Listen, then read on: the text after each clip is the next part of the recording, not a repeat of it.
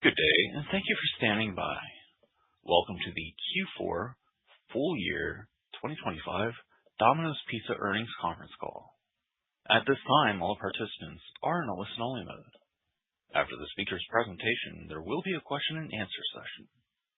To ask a question during the session, you will need to press star 11 on your telephone. You will then hear an automated message advising your hand is raised. To withdraw your question, please press star 11 again. Please be advised that today's conference is being recorded. I would now like to hand the conference over to your speaker today, Greg Lemenchick, Vice President of Investor Relations and Sustainability. Please go ahead. Good morning, everyone. Thank you for joining us today for our fourth quarter and year-end conference call. Today's call will begin with our Chief Executive Officer, Russell Weiner, followed by our Chief Financial Officer, Sandeep Reddy. The call will conclude with a Q&A session. The forward-looking statements in this morning's earnings release and 10-K, both of which are available on our IR website, also apply to our comments on the call today. Actual results or trends could differ materially from our forecasts. For more information, please refer to the risk factors discussed in our filings with the SEC. In addition, please refer to the 8-K earnings release to find disclosures and reconciliations of non-GAAP financial measures that may be referenced on today's call. This morning's conference call is being webcast and is also being recorded for replay via our website. We want to do our best this morning to accommodate as many of your questions as time permits. As such, we encourage you to ask one question only. With that, I'd like to turn the call over to Russell. Well, thank you, Greg, and good morning, everybody. I'd like to start by saying how incredibly proud I am of our team and franchisees as we continue to bring our Hungry for More strategy to life and deliver some of the best results within all of QSR. Before I highlight our great 2025 and look ahead to 2026, I want to provide my perspective on the QSR pizza category in the U.S. There seems to be a narrative out there that pizza is a challenged and declining category. That is just not true. Looking back to 2019, you'll find a category that has generally grown approximately 1% to 2% per year, including last year, 2025. I am confident QSR pizza will continue to grow at this historical rate in 2026 and beyond. The pizza category is certainly mature, but do not let the challenges at some of our higher profile competitors drive a false narrative. Our competitors' results are not a reflection of the category's health or its future potential. Their results are a direct reflection of our strength. Domino's has dominated the QSR pizza category for over a decade, and we expect our momentum will continue. So to be clear, our growth prospects have never been greater because our brand has never been stronger. Our Hungry for More strategy is working, and we're leveraging the scale and advantages of being the number one pizza company in the world. I want to share what I think is the ultimate opportunity for Domino's in the U.S. When I look at our current market share in comparison to other leaders within QSR who own 40 to 50% of their categories, I believe that Domino's can double our retail sales from where they are today. Double. We've already achieved this higher market share in some of our international markets and in some U.S. markets today. I believe there is meaningful growth in front of us for many years to come. I'd now like to review 2025, another successful year for Domino's. Despite a challenging macro environment that impacted the entire restaurant industry, we proved that when we execute against our Hungry for More strategy, we deliver more sales, more stores, more market share, and more profits. Let's start with sales. We grew both our carryout and delivery businesses again this year in the U.S., proving that our strategy and tactics are effective and producing best-in-class results. We also drove positive order counts in both our U.S. and international businesses. As you know, order count growth is key to long-term success in the restaurant industry. Next, stores. we drove global net store growth in line with our expectations. In the U.S., we opened 172 net stores, which is impressive in absolute and relative terms. When we benchmark versus all traditional public QSR brands of more than 3,000 units from 2019 through the third quarter of 2025, Domino's is number one in net store growth, number one in pizza, and number one in non-pizza. We grew over 1,200 net stores, while half the remaining top 10 public QSR brands were negative over this period. In our international business, China and India continue to perform extremely well and opened almost 600 net stores combined last year. Market share. In the U.S., our same-store sales growth of 3% and success in net store openings led to another point of market share gain in 2025. Domino's has gained approximately 11 points of market share over the last 11 years. Finally, more profits. All of this growth culminated in a year where we grew company operating profits by more than 8%, and our estimated U.S. franchisee per store profitability grew to approximately $166,000. Our strong results can be linked to our strategy directly. Our initiatives were effective across all four of our Hungry for More strategic pillars in 2025. I'm going to focus, though, on two of them. One from our Most Delicious Food pillar, Parmesan Stuffed Crust, and the other from our Renowned Value pillar, Best Deal Ever.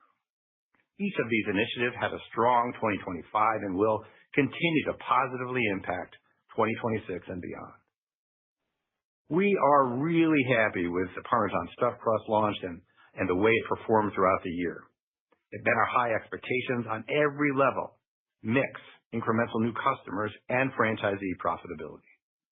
Most important, our in-store teams continue to effectively execute this complex product while also handling the challenges associated with our record-setting order volume in 2025. And in a year when customers continued to seek value, we innovated with our Best Deal Ever promotion. This price point screamed Renowned Value, and the taste of a pizza that can be customized and loaded with toppings drove our Most Delicious Food perceptions with customers. This promotion also demonstrated our system's operational excellence, as we did a great job of handling these customized pizza. Finally, and most importantly, Best Deal Ever drove franchisee profitability. The scale of our media and purchasing power enables us to drive the volume it takes to make a promotion like this profitable for our franchisees. I've been asked whether or not QSR brands have pricing power anymore, given the value consumers are seeking. As you can see from our 2025 results and our franchisees' increased profits, Domino's has something even more important than pricing power. We have profit power. We can offer value to consumers and still create profit gains for our franchisees. Now, a big picture view of 2026 and why I believe we will grow our U.S. comp by 3% during what we expect will continue to be a challenging macro environment. Domino's plays the long game. We have a proven track record over the last 15 years. Our initiatives are rarely one and done. We identify opportunities that have multiple years of growth ahead of them. For example, we committed to building our U.S. carryout business back in 2010. It didn't stop growing the year after we launched the initiative. In fact, it has grown an average of 10% annually since that time. Our carryout business ended 2025 at approximately $4.4 billion. It has been a multiple-year growth driver, and I believe we still have meaningful growth ahead, as we have yet to achieve the same level of carryout market share as we have in our delivery business. Another example of a multi-year growth driver is our loyalty program. We launched it in 2015 and made it even better in 2023. Domino's Rewards finished 2025 with 37.3 million active users, which is up almost 20% since our relaunch. Our long-term approach to initiatives apply to what we launched in 2025 and what we plan to launch in 2026. These initiatives are just getting started. We will continue to evolve our product offerings to meet consumer demands and preferences through 2 or more menu innovations. These will build on our successful product launches over the past couple of years that remain a key part of our future growth, such as New York style and Parmesan stuffed crust. I believe there is more growth to come from these crust types.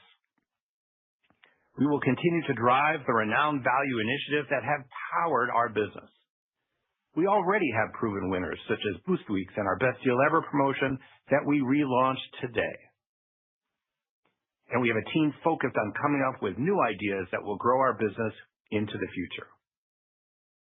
In 2026, we expect continued growth on aggregator platforms, in particular on DoorDash, where we were not fully rolled out until mid-year 2025. We expect our share on DoorDash to grow as awareness and marketing spend increases. This opportunity is meaningful, as we have not yet reached our fair share on either of the major aggregators. Our business will be amplified this year by our enhanced e-commerce platform, which is a better experience for our customers, and our brand refresh that has given Hungry for More a unique look, sound, and heartbeat. Lastly, our scale advantages will continue to be a differentiator. We have best-in-class franchisee economics in QSR Pizza, the largest advertising budget, and a supply chain with incredible purchasing power. As a result, we expect our franchisee store-level EBITDA to continue to grow in 2026. Now turning to our international business, where we delivered a remarkable 32nd straight year of same-store sales growth in 2025. We expect another year of same-store sales growth in 2026 and an acceleration in net store growth. Our international business has generally tracked in line with the goals that we set forth back at our Investor Day in late 2023, apart from Domino's Pizza Enterprises. We continue to work closely with them to turn their business around and are encouraged by the hiring of their new CEO, Andrew Gregory, that they announced recently. Mr. Gregory is a well-qualified global QSR executive and brings more than 30 years of QSR experience to the role. Getting the DPE business back on track remains a top priority, as it is key for us in order to return to our international algorithm. In closing, I want to reinforce the same message I've shared with our team. Our strategy is not just about what we are doing. It's about how we are doing it. We remain focused on getting stronger every day. We build for the present and the future. Domino's has always been in the business of creating our own tailwinds and driving growth. That has been and will continue to be how we drive best-in-class results and long-term value creation for our franchisees and shareholders. I'll now hand the call over to Sandeep. Thank you and good morning, everyone. We are very proud of our 2025 results as we drove profit growth that was in line with our expectations despite a challenging macro environment. Income from operations increased 7.3% in Q4, excluding the impact of foreign currency. This increase was primarily due to high U.S. franchise royalties and fees and gross margin dollar growth within supply chain.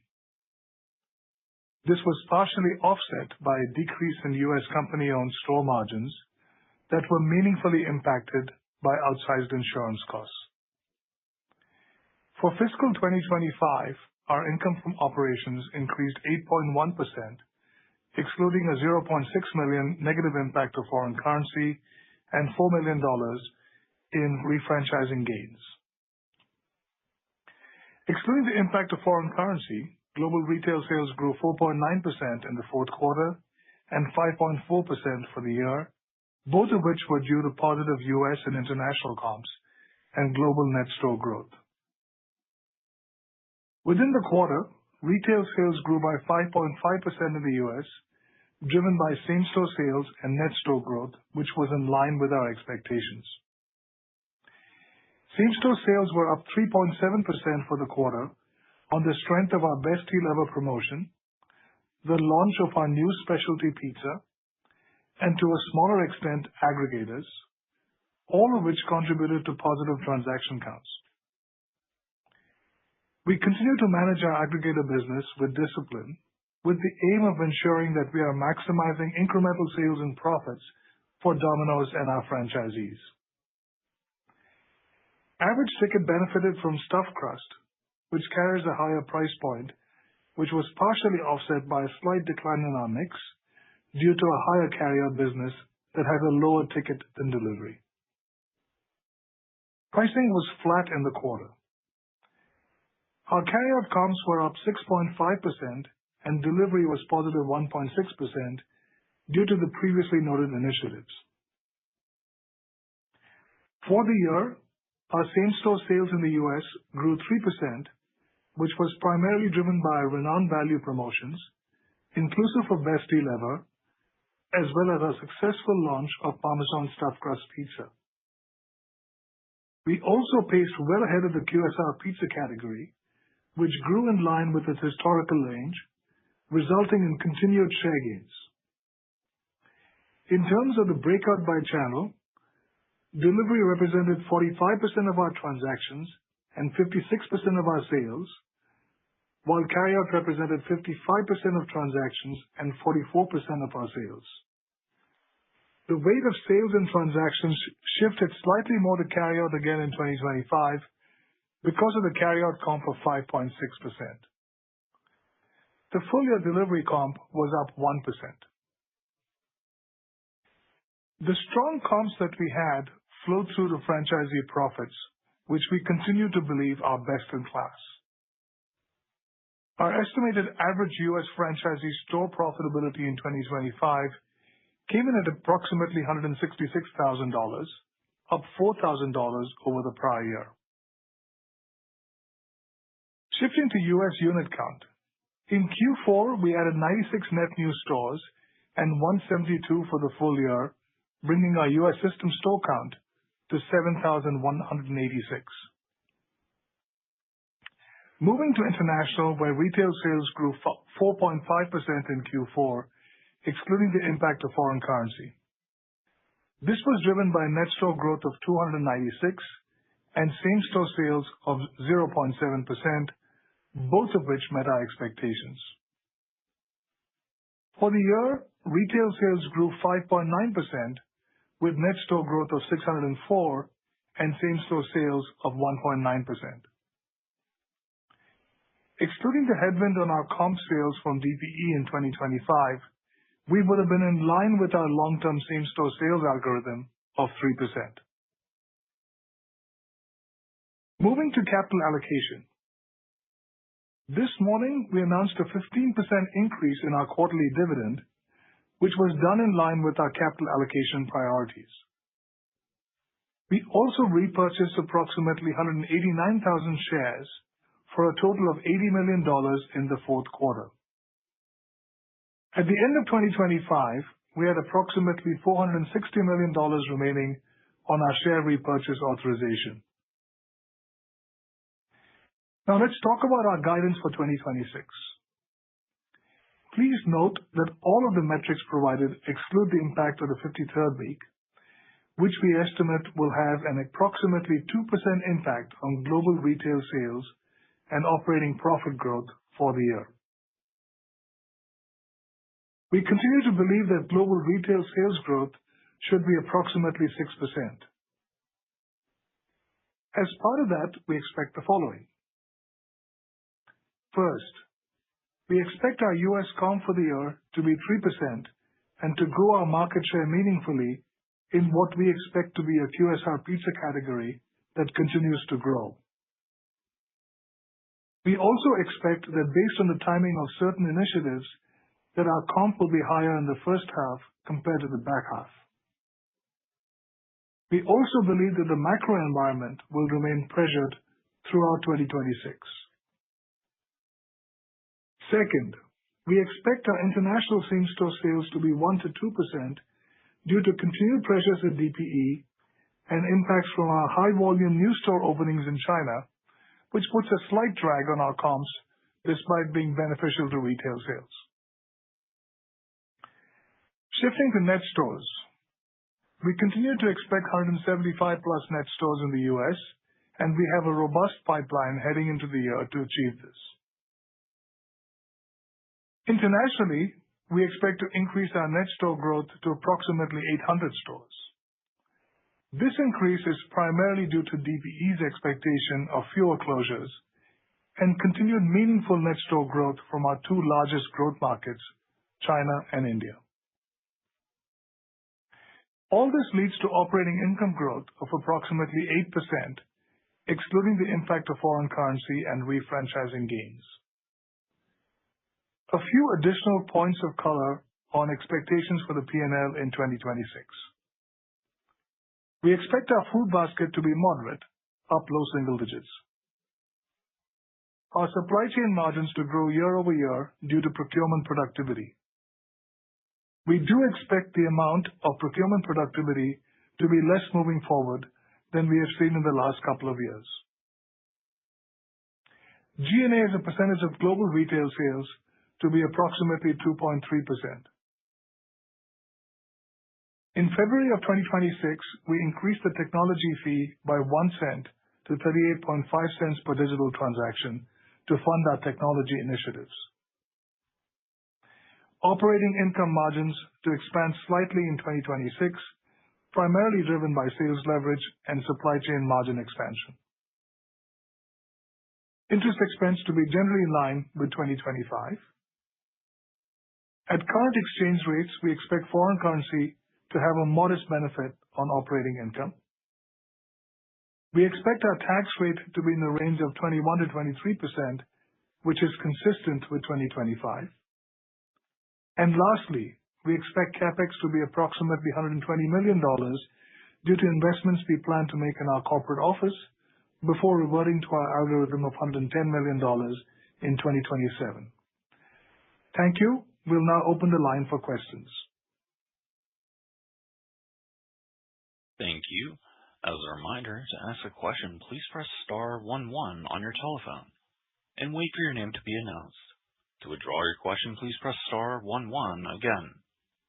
In the interest of time, we ask that you please limit yourself to one question. Please stand by while we compile the Q&A roster.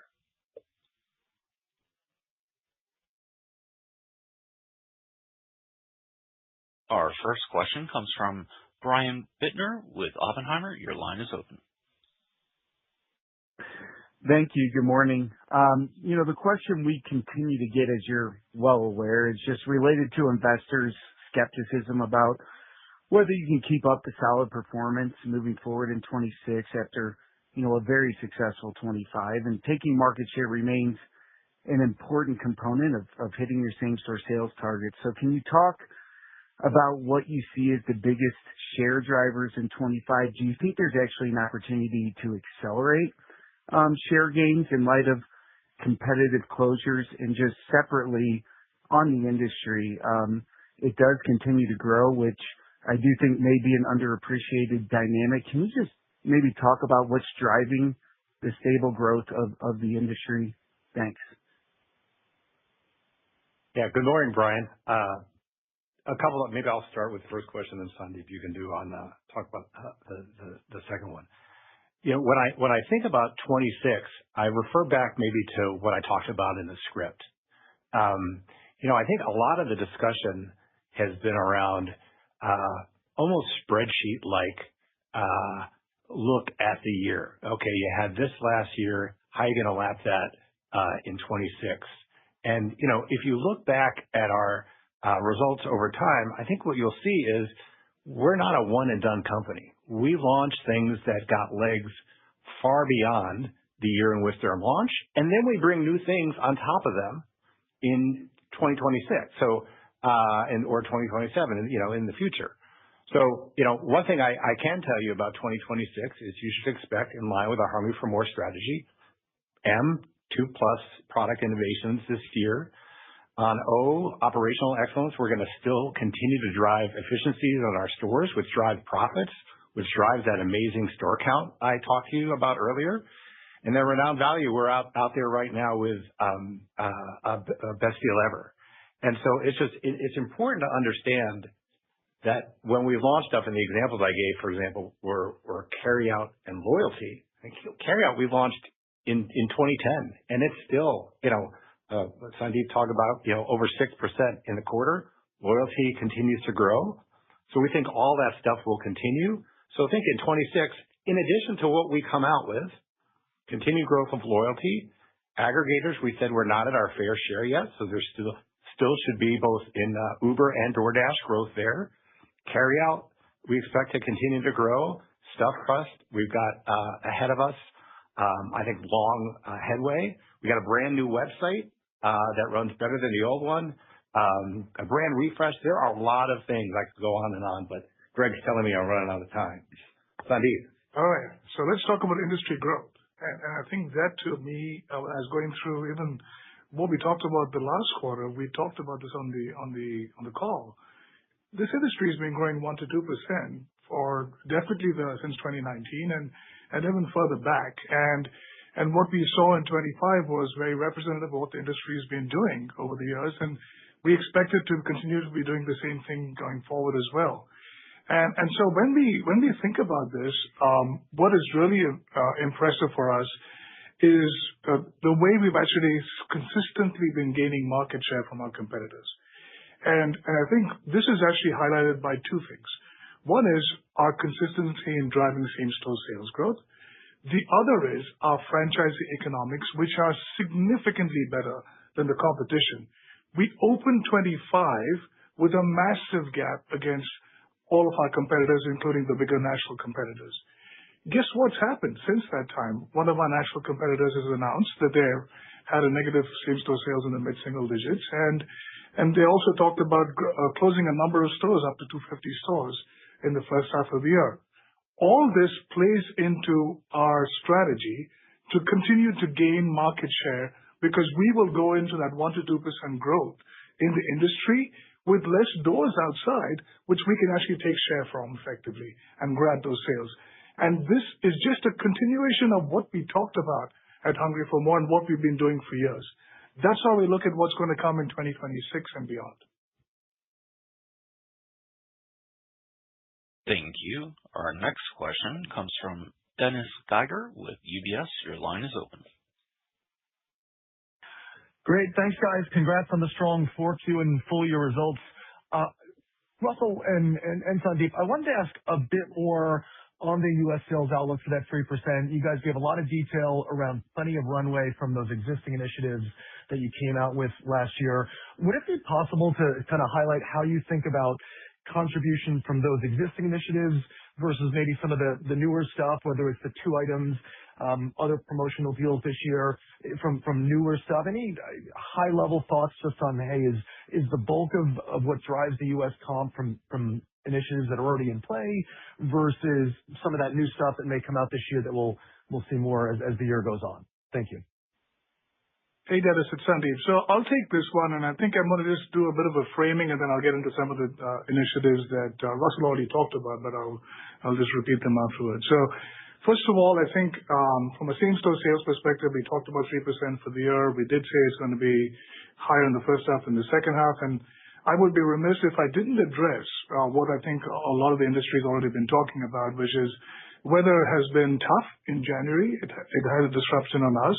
We had to close a number of stores like many others, and that factor is included in our same-store sales estimate. So we acknowledge the pressure in the early part of the quarter, but I think in our business, weather tends to even itself out over the year. And so as far as we're concerned, for the full year, we don't see that being an impact, but clearly it was a disruption in January, and I want to make sure we hit that and make sure we address it. So in terms of the initiatives, Russell talked about a lot in the prepared remarks, but Look, the thing about our business, and I'll acknowledge this, last year definitely had a few headline events that we talked about in 25. We were really thrilled with Parmesan Stuffed Crust. We were really excited to be launching with DoorDash. And I think the really cool thing was we'd already talked about Renowned Value, and then we brought in Best Deal Ever that ended up being a significant comp driver. None of these go away. They're all definitely there in the business in our baseline, and we expect these to compound over time as we move forward. In addition to that, Russell talked about the carryout business, which has been on a tear. I mean, we grew 5.6% on the back of significant growth in the previous year as well. And just going back to the fact that we've actually gotten to $4.4 billion on the carryout business, which is bigger than two of our national competitors on their total business. So in order of magnitude, with that kind of base, the compounding impact of growth on that on our total sales is very material. You then take the layer that we added as an accelerator to it, which is the loyalty program that we launched in 23. We stated before that our objectives with the loyalty program was definitely to be catered much more to the carryout customer and also to attract light users. And we just talked about the fact that we're up 20% on the number of customers that have come into our loyalty program. So that becomes an accelerator to this fantastic carryout business that we're talking about. And then last year, when we initially talked about it, we talked about Renowned Value, but we didn't talk about Best Deal Ever. But Best Deal Ever came, and it actually drove significant value for our consumers and for our profits as well. So we have a whole bunch of initiatives back to what Russell talked about on the menu items that are going to come out, and we're going to lean on our 4 pillars. We're going to lean on our 4 pillars and drive multiple initiatives that add up to this at 3%. We don't talk about all of them just from a competitive perspective, but believe me, the competitors will find out as we go through the year. Thank you. Our next question comes from David Palmer with Evercore ISI. Your line is open. Thanks. Question on delivery. I think one of the things this is a bit of a follow-up to Brian's question is just people have a hard time seeing long-term sustainable delivery same-store sales growth. They look at what happened in 25, particularly the fourth quarter. There was the Best Deal Ever and more promotional intensity, but also obviously DoorDash, and the delivery comp was 1.6%. It was up, but that was a lot of firepower against it. It felt unusual. So I guess maybe how do you reflect on the fourth quarter, the 1% for 25, and just your outlook for delivery, that half of the business going forward on a sustainable basis? Thank you. Yeah, thanks, David.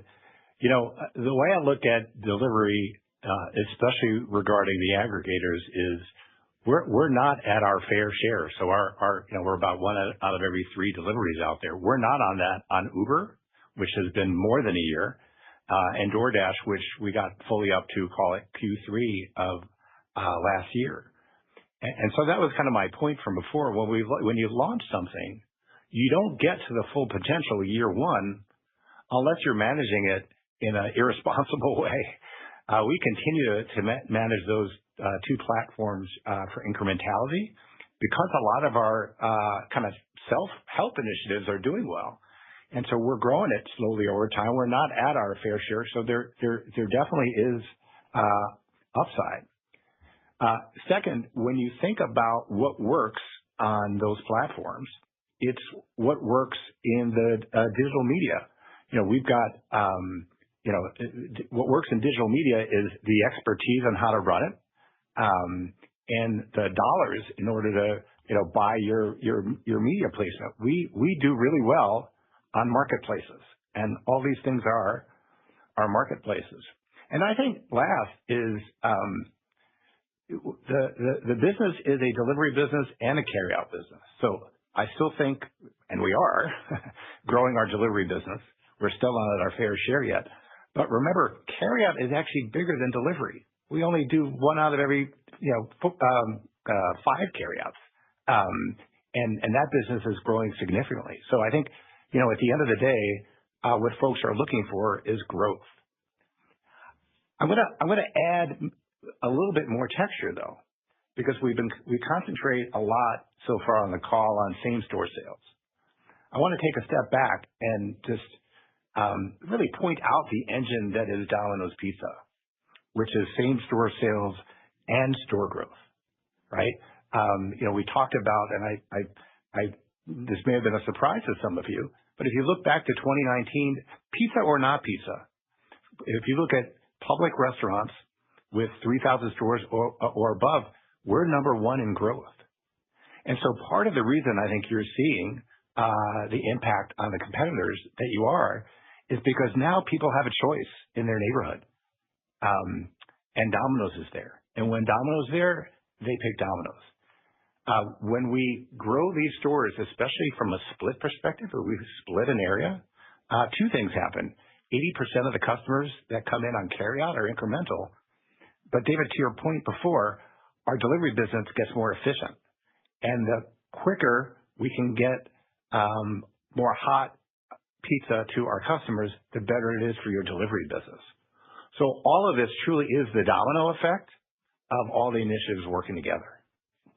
And David, I think I'm just going to just add a financial component just to make sure that we understand. I think Russell talked about that we're managing the business for incrementality and profitability and really playing the long game. But I think when you put numbers to what Russell was talking about, you take the 1% same-store sales, you add the store growth, you're talking about 3+% or around 3% growth in retail sales on the delivery business, which far outpaced QSR pizza delivery. And we gained share. We gained about a point of share in delivery. We gained about a point of share in carryout and a point across the entire business. So we're really happy with the delivery business and what we got out of it in 2025. And we're very confident as we move forward in 26 as well, especially given the really tough macro backdrop that we've been seeing in 24 and 25. Thank you. Our next question comes from David Tarantino with Baird. Your line is open. Hi, good morning. Russell, I think you mentioned the concept of doubling the U.S. retail sales over time, and I don't recall you mentioning that before. So I guess if you could clarify that, is it a new goal to do that? And then I guess my questions are, over what time frame do you think that's possible? And does that sort of imply you're thinking a little differently about the unit opportunity? I think you mentioned 8,500 plus at the last investor meeting. Is it now something maybe higher than that as you think about the current competitive landscape? Thanks. Thanks, David. The interesting thing, I started Domino's in September of 2008. And I remember back when we said, hey, we're going to be the number one pizza company out there. And that seemed like a stretch. And, obviously we're at that today. And so what I do is I just look at a couple things. One is our continuous gain in market share, a point a year for the last 11 years. I then say, okay, well, let's look at other categories and what are the share of the number one players? We're about one out of every, 4 pizzas. Well, the number one players are 40, 50 share. So looking at where we are, the assets we have in our franchisees, their profitability, our marketing, this should just, why shouldn't we be as big as the other players are, in their category? It's something we have continued to do over time, and we're headed that way. So it's part and parcel for what we've been achieving.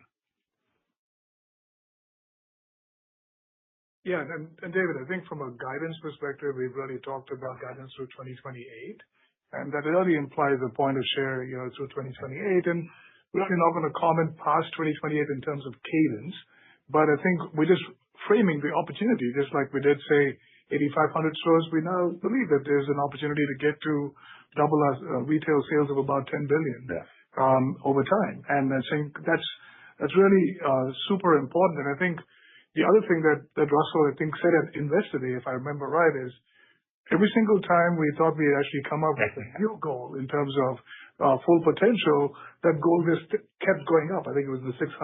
Yeah, when I started, it was 6,000, it was 7,000, then it's 8,500. And it's not because we're bad at forecasting. One of the things that happens, I talked about store growth before, and you're seeing this, when we grow and we grow closer to where a competitor is, a lot of times we close that store. And so if you think about competitive closures, that actually is more opportunities for more stores. And so that's something we're going to continue to lean in on. And I'd really urge people, I know it's same-store sales are a number everyone focuses on, and we are too. We're guiding to 3% this year. But if you don't take a step back and look at total retail sales, which includes sales from the new stores, you're going to underestimate, as Sandeep said before, how well we're doing in the delivery. But you're also going to underestimate how well we're going to do in the future, because we are putting more points of contact for consumers out there. Thank you. Our next question comes from Peter Saleh with BTIG. Your line is open. Great. Thanks, and congrats on a great quarter and year. I wanted to ask maybe if you guys could comment a little bit on the performance maybe by income cohorts. There's been a lot of discussion about that younger, lower income guest kind of stepping back. If you guys could give us a little bit of color on what you're seeing there. And then also, historically, you've been talking about how delivery and carryout are kind of separate occasions, different customers. Has that changed recently? Have you seen any more switching between the two, or has that stayed pretty consistent? Thank you. I'll maybe do the income cohort question. You can follow up. Yeah, Pete, morning. We, certainly in QSR, there's been a lot of stuff written about the lower income cohort declining. That is not something that's happened in Domino's. We grew all income cohorts in Q4 and for the full year. Yeah, and look, we've been seeing very consistent results in terms of the delivery carryout overlap. It's been in the mid-teens over time, and we haven't really seen a change on that. So these tend to be very different occasions, and that's great because the addressable market is available for both sides.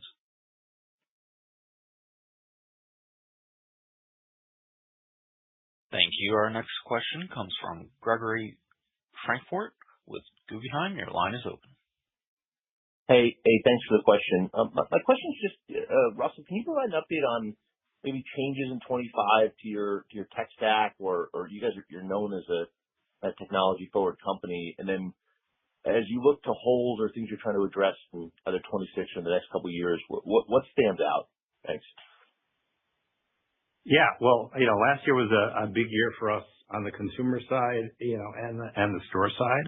We relaunched our e-commerce site online and also mobile web. We'll be launching this year the apps versions of all those. The new site that's up already is performing better than the old site, which is something that we said that we were going to do. We're focused on the same things for the app as well. Additionally, our Dom OS system continues to get better. And so, Greg, just as a reminder, that's our system in store that helps that helps run the store. We talked a lot last year about this idea of, I've talked this one forever. We make products before consumers finish ordering them. Because of our technology, we're able to look ahead of the order. But also from a dispatch standpoint, we have smart dispatch that helps route our orders with our stores. Well, now the front end of that, the order, and the back end, the dispatch, are starting to talk to each other, and via an orchestration engine. And so now, if there is not going to be a driver back, and we have this in about 6 stores now, so I expect this to continue to increase. If there's not going to be a driver back in time to get a pizza when it gets out of the oven, and it's going to get out of the oven a couple minutes later, well, our technology, this orchestration agent, will hold that order so the store doesn't see it. And so, my goal at the end of the day is kind of real-time pizza making and delivery. And so that's some of where we have been and some of where we're going, both on the consumer and the store side. Thank you. Our next question comes from Danilo Gargiulo with Bernstein. Your line is open. Great. Thank you. Sandeep, I wonder if you can give some color on these insurance costs, like how size insurance costs are impacting your restaurant level margins in your stores. And more in general, can you comment on the level of restaurant level margins that you're targeting this year? And what do you think is sustainable, maybe not just for Domino's, but for the restaurant industry or maybe for the pizza category as a restaurant level margin going forward? Thank you.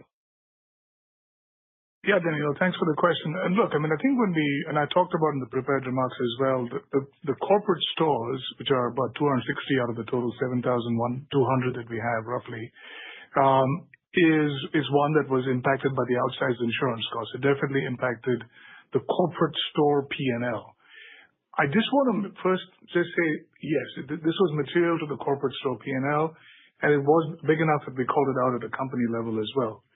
However, when I look at the franchisee performance and I look at what we actually delivered as a franchisee performance, we had a 3% same-store sales growth last year. And if you go to the franchisee economics, it grew at approximately the same rate.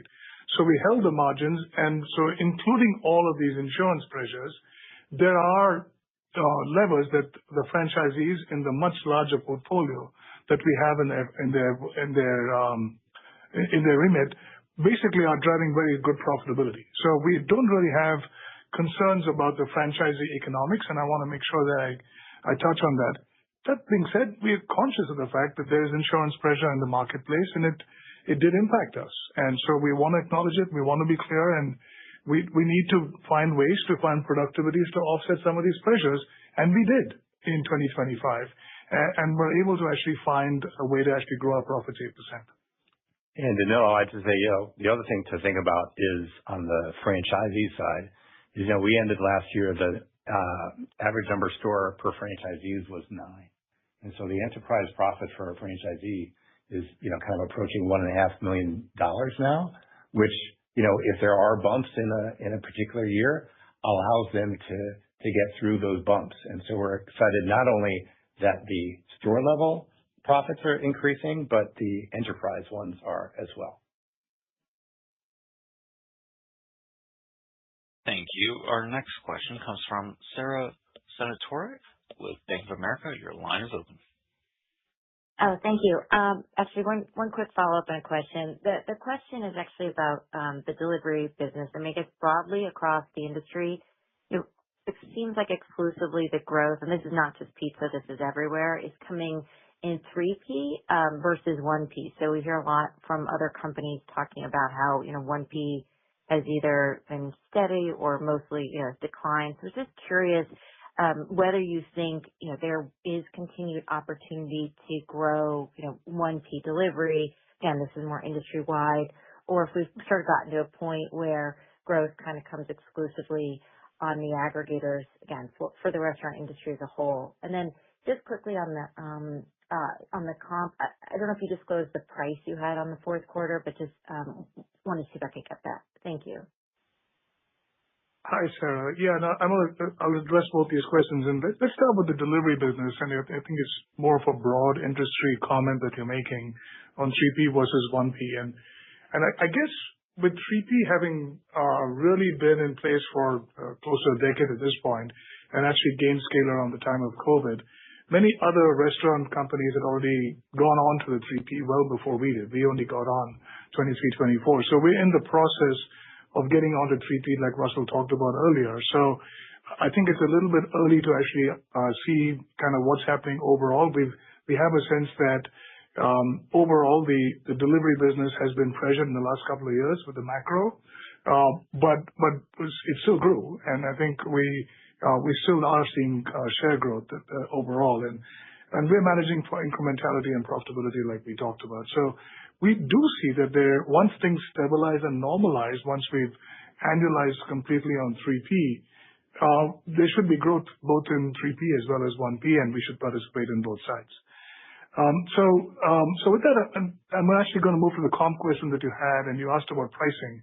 You may have missed it, but I said pricing was flat, and that's why we are so happy with our franchisees. The discipline that our franchisees have actually shown over the last few years, going into Hungry for More, and then since we've been executing Hungry for More, has been fantastic. And that's why when Russell talked about profit power versus pricing power, this is exactly what it is. With that type of pricing, we're able to drive incremental profits to our franchisees. And these economics are just the envy, I'm sure, of everybody in the industry.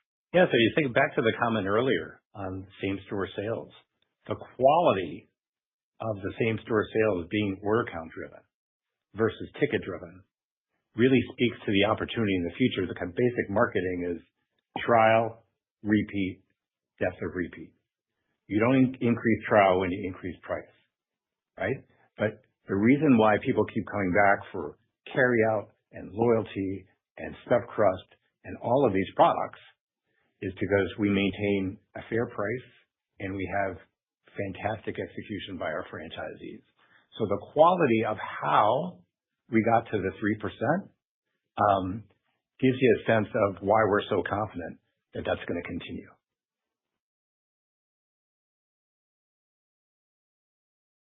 Thank you. Our next question comes from John Ivankoe with JP Morgan. Your line is open.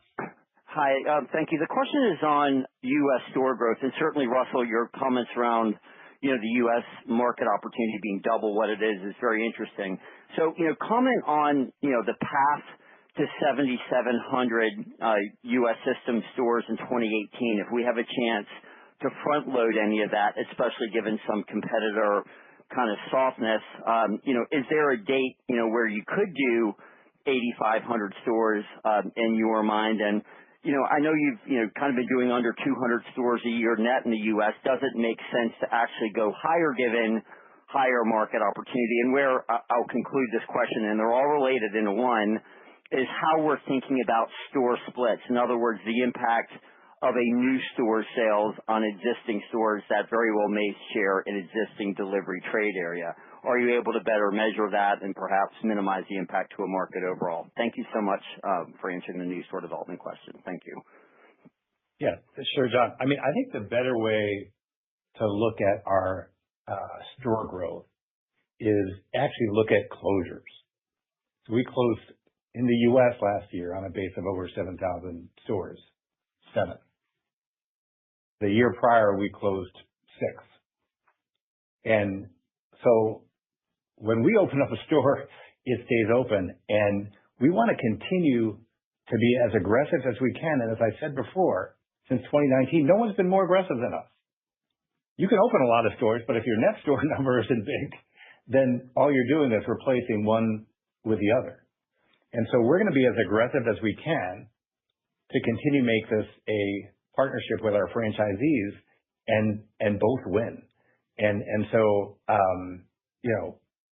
that to me, the closures is the more important thing. And that increases that and profits increases the interest of franchisees to invest. Yeah. And I think, John, you did mention splits and the impact of splits. So this is the reason to be very careful at what pace you go, because when you do the splits initially, you take a little bit of a step back and then you grow into it. So the profitability of the franchisees needs to be protected as we go along this growth path. And that's exactly the approach that we take. And it's because we're protecting that profitability, back to what Russell said, 7 stores last year, 6 stores the previous year. And that's something that we keep in mind and are very careful and conscious about, to not go so fast and recklessly where you could have an impact where you end up having store closures. We want to protect against that. Not go so fast, but still faster than anyone else with over 3,000 stores in the U.S. Yes. Thank you. Our next question comes from Chris O'Cull with Stifel. Your line is open. Thanks, guys. This is Patrick on for Chris. My question was just on international development. I was hoping you could comment a little bit more on the visibility you have into the pipeline today for 26.